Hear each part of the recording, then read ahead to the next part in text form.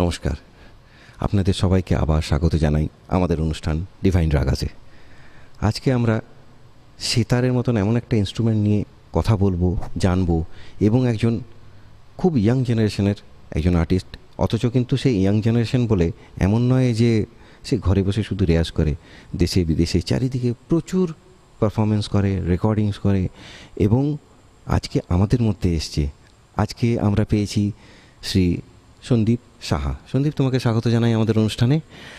আর আমাদের আবার সৌভাগ্য হয়েছে, এমন একজন শিল্পীকে পেয়েছি আমরা, যে নাকি তবলা জগতে নিজের একটা আলাদা ডাইমেনশন করেছে, নিজের একটা নাম, নিজের একটা জায়গা। আমরা আজকে সত্যি খুব ধন্য হই এরকম তবলাবাদকদেরকে যখন আমরা পাই। আজকে আমাদের মধ্যে আছে শ্রী বিভাস সাঙ্গাই। বিভাস, তোমাকেও স্বাগত জানাই আমাদের অনুষ্ঠানে। সন্দীপ, তোমার যন্ত্রটা আমি দেখছি। প্রথম কথা হচ্ছে যে সেতার দু রকমের হয়, তো তোমার সেতারটা কীরকম সেটা বলো। আমি বলি, আমি তিনটে ঘরানা শিখেছি। আচ্ছা। অ্যাকচুয়ালি আমার দাদু পণ্ডিত ভোলানাথ সাহা, উনি সেতার, এজরাজ, দিলরুবা দুটোই বাজাতেন। আচ্ছা।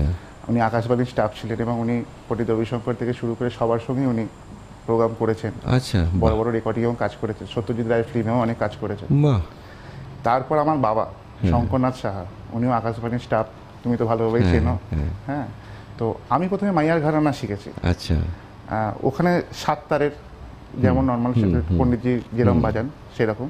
আমার প্রথম গুরু, বাবার কাছে তো আমি শিখেইছি, কিন্তু আমি গুরু হিসাবে প্রথম পেয়েছি পণ্ডিত ইন্দ্রনীল ভট্টাচার্য। আচ্ছা। তো ওনার কাছে আমি, তবে খুব বেশি দিন আমি ওনাকে পাইনি, 5-6 বছর পর ওনার কাছে শেখার পর। আচ্ছা, তখন অনেক ছোট ছিলে। হ্যাঁ, উনি অসুস্থ হয়ে গেলেন। তারপর তো আমরা সবাই ওনাকে হারিয়ে ফেললাম। আমার আর এক গুরু মানে সেতারটা কি আর সেতারটা কিভাবে বাজতে পারে, সত্যি কথা বলতে আমি তার কাছেই শিখেছি। সে হচ্ছে পণ্ডিত সৌমিত্র লাহিড়ী। আচ্ছা, বাহ। আমার বাবার বন্ধু, সেও আকাশবাণীর স্টাফ আর্টিস্ট। আমি তার কাছে দীর্ঘদিন, বোধহয় রিসেন্টলি রিটায়ার করলেন। হ্যাঁ, রিটায়ার করেছেন। আমি দীর্ঘদিন ওনার কাছে তালিম নিয়েছি, ওনার কাছে শিখেছি। আর সৌমিত্র কাকু আমাকে অনেক কিছু শিখিয়েছে। আর ইয়ে সেতারটা, আর উনি খুব মানে অন্তর থেকে বাজায়। হ্যাঁ, আবাদ বাজায়। তো আমি ওনার কাছে শিখছিলাম। কিন্তু আমার জেঠুর স্মৃতিতে আমরা একটা অনুষ্ঠান করি প্রত্যেক বছর, সেখানে আমি ওস্তাদজিকে প্রথমবার শুনি। আচ্ছা। তো আমি ওনাকে শোনার পর আমি ওনার বিশাল ফ্যান হয়ে যাই। আচ্ছা। তো আমি তারপর ওনার ওস্তাদির কাছেও কিছুটা তালিম নিচ্ছি এবং এখনো ওনার কাছেই নিচ্ছি। বাহ, ক্যা বাত, ক্যা বাত। তো এটা ওস্তাদজির স্টাইল। আমাদের এটা কাঠের ব্রিজ, সবাই সিংহের ব্রিজ লাগে, কিন্তু আমাদের এটা কাঠের ব্রিজ। একটু টোনটা আমাদের একটু আলাদা, হার্ড টাইপের হয় আর কি। আচ্ছা। আর এটা আমাদের গান্ধার পঞ্চম, আমাদের এটা 6টা তারের।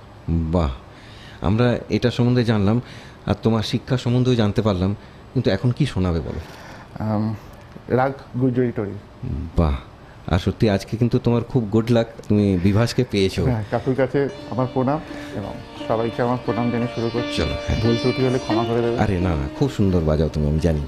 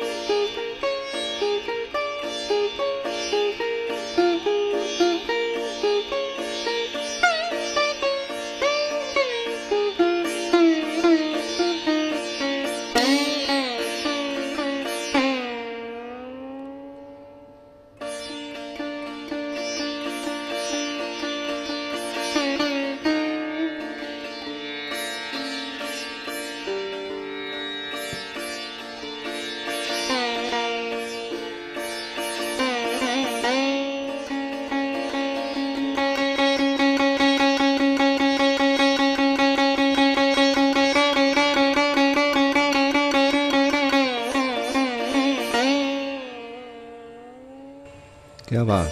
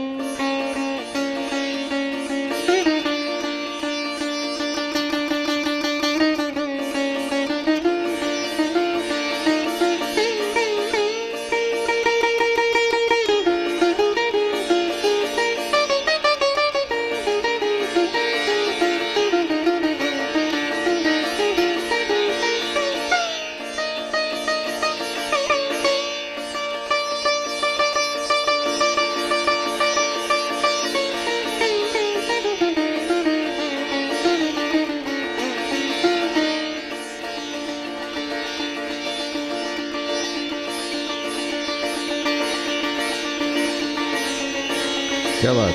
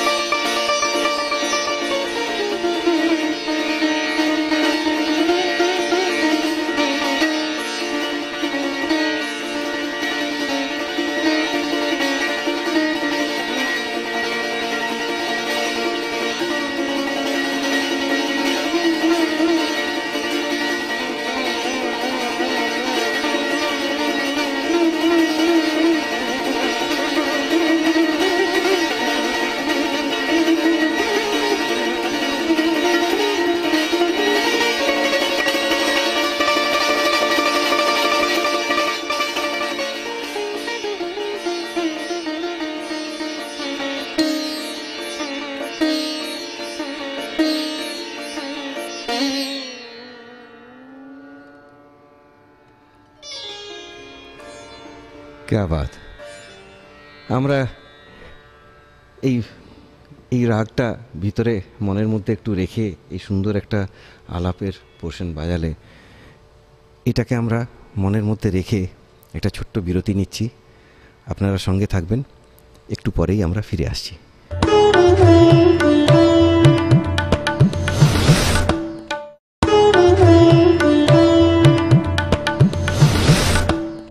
বিরতির পর ফিরে এলাম।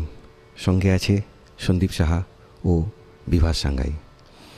সন্দীপ, এই রাগটা টরি অঙ্গের যে কোনো রাগ প্রথমে শুনলেই যেন মনটা যেন হঠাৎ করে এসে গুটিয়ে যায়। এটা আমি দেখেছি যে কোনো ইনস্ট্রুমেন্টে বাজে।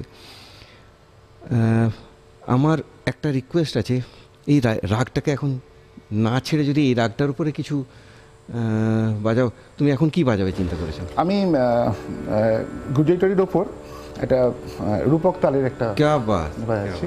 চলো।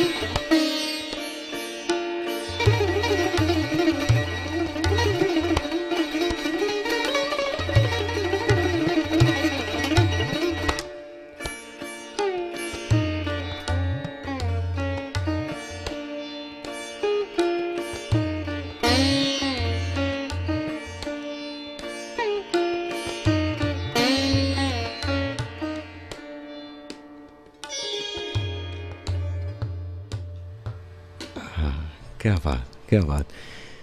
রূপক তাল এমন একটা তাল যেটা সঙ্গে বাজানো খুব কঠিন। আর এটা আমার ওস্তাজির কম্পোজিশন। তিন মাত্রার ওই যে হ্যাঁ। সওয়ারিটা, এটা অ্যাকচুয়ালি জেনারেলি আমরা শুনি 9 মাত্রায়, 11 মাত্রায়, হ্যাঁ। এগুলো শুনি।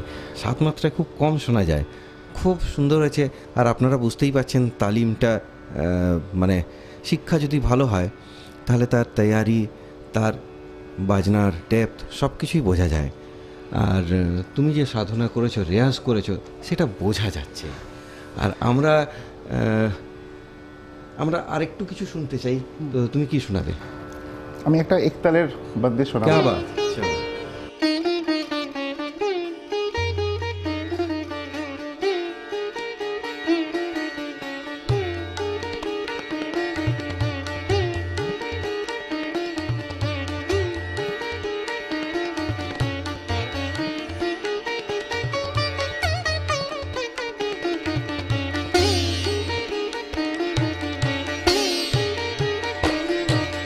हाँ, क्या बात।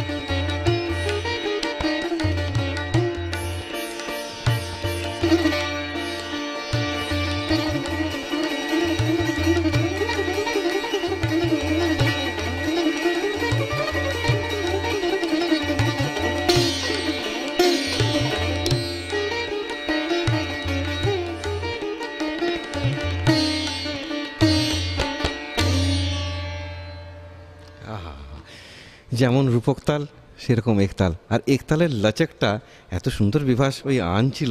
একটা জায়গায় আমি দেখলাম ওই তিন তালটা ঢোকানো হলো, এত বিউটিফুল লাগছিল বিভাস, রিয়েলি। মানে ও যেমন বাজাচ্ছে তুমি সেরকম বাজাচ্ছ। এইসব নিয়ে আরও কথা, আরও গান বাজনার মধ্যে আসবো। একটা ছোট্ট বিরতি নিয়ে নিচ্ছি, আপনারা সঙ্গে থাকুন।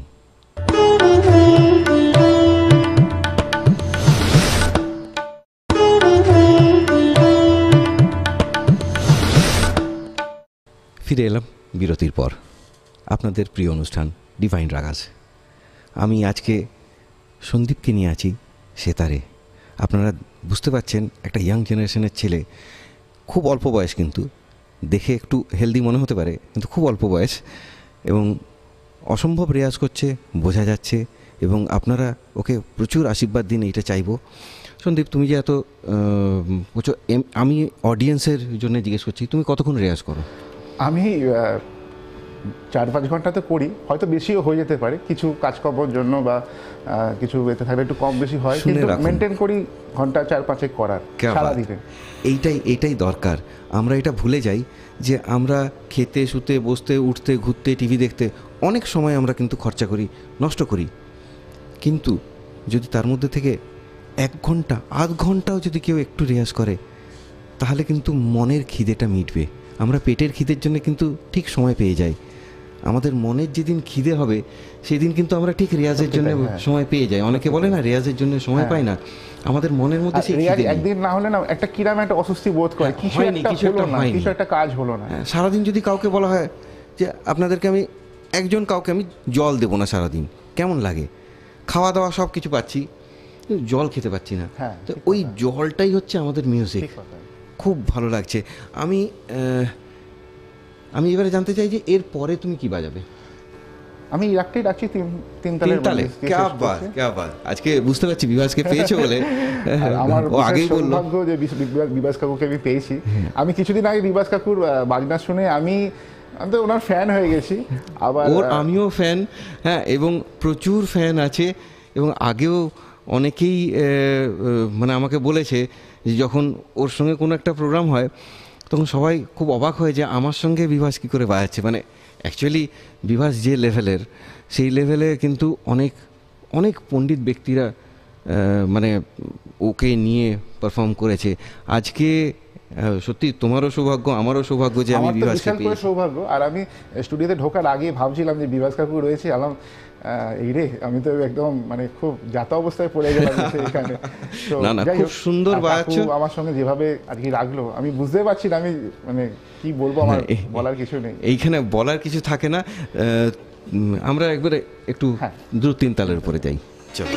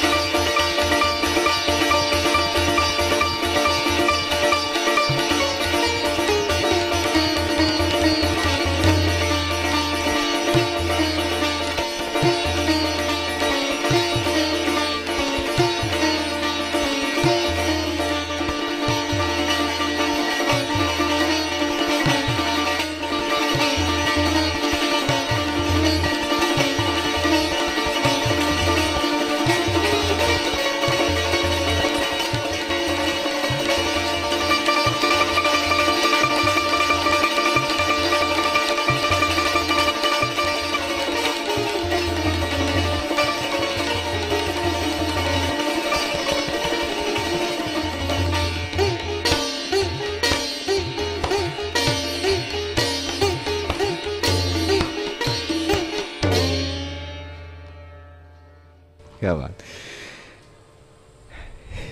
এরপরে क्या বাতটাও যেন কম মনে হয়। আমি জানি আপনারা প্রত্যেকে খুব এক্সাইটেড হয়ে গেছেন এবং প্রত্যেকে কিন্তু বাজনাটা চোখ বন্ধ করে ফিল করেছেন।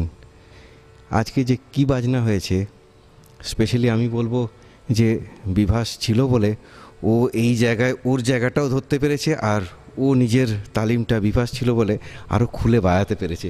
আমার মনে হয় মানে যদি সঙ্গত করার জন্য একজন সিনিয়র কেউ থাকে তখন সত্যি আমাদের একটা কনফিডেন্স থাকে যে ঠিক আছে যা হবে সামলে নেবে, মানে তোমাকেও সামলে নেওয়ার জন্য উনি আছেন। আর আমরা প্রত্যেকে কিন্তু তোমাদের দুজনের এই মেলবন্ধনকে খুব সুন্দরভাবে উপভোগ করেছি। আমি জানি আপনারাও খুব উপভোগ করেছেন। আমরা এরকমভাবেই আপনাদের সামনে প্রত্যেকবার ভালো ভালো শিল্পীদেরকে নিয়ে আসবো। অনেকের নাম জানবেন, অনেকের নাম জানবেন না, কিন্তু প্রত্যেকেই শিল্পী এবং প্রত্যেকেই কিন্তু খুব ভালো সাধনা করে তবে গিয়ে এই জায়গায় এসছে। আজকের মতন আর সময় নেব না, আমাদের সময় খুবই কম। আমরা আজকের মতন বিদায় নিচ্ছি। সন্দীপ, তোমাকেও খুব ধন্যবাদ আমাদের স্টেজে আসার জন্য। আমার তরফ থেকে তো আপনাদের সবাইকে থ্যাংক ইউ ভেরি মাচ। সবাই যারা রয়েছে, ক্যামেরার পেছনে যারা রয়েছে সবাইকে অসংখ্য অসংখ্য ধন্যবাদ। আর একটা কথা বলবো, যদি ভুল ত্রুটি হয় ক্ষমা করে দেবেন। আমি সবে শিখছি, এখনও স্টুডেন্ট রয়েছি। হ্যাঁ, আমি সেরকম করে বড় শিল্পী নই, চেষ্টা করছি আপনাদের আশীর্বাদে করার। আশা করব আপনাদের পরে আরও ভালোভাবে শোনাবার সুযোগ। স্পেশালি থ্যাঙ্কস টু বিভাস কাকু, সত্যি মানে ও যে বাজনাটা আজকে বাজিয়েছে, মানে চোখ বন্ধ করে আমি বলতে পারি যে এই বাজনা অসম্ভব পরিশ্রম, অসম্ভব রেয়াজ, অসম্ভব ভালো তালিম এবং তারপর সোলটা এই না হলে হয় না। যাই হোক, আজকের মতন আমি বিদায় নিচ্ছি। আপনারা সঙ্গে থাকবেন প্রত্যেকবারই আমরা আপনাদেরকে আনন্দ দেওয়ার জন্য আসবো। আজকের মতন নমস্কার।